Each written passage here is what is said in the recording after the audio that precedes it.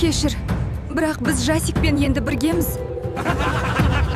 Сен маған бұл үшін миллиондар қарыз боласың. Сен ақша төлемедің. Сол жені жұмыстан шығарамыз, заттарыңды жина. Бірақ неге? Мен мұнда жылдар бойы істедім ғой. Сен ақша төлемедің. Сол үшін квартирадан қуыласың. Өтінемін. Маған тағы уақыт беріңізші. Екеуміз ара қатынасымызды тоқтатайық. Бірақ сен неге олай істеп жатсың? Сен не істедің, жаным? Кешір, бірақ біз Жасикпен енді біргеміз. Неге сен әлі үйленбедің? Сен үмітсізсің. Мен барымды салуға тырысып жатырмын ғой. Сен маған бұл үшін миллиондар қарыз боласың. Бұл әдейі емес.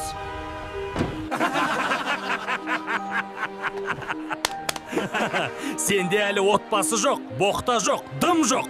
Бүгін бәрі бітті. Жұмыс, махаббат, достар, үй.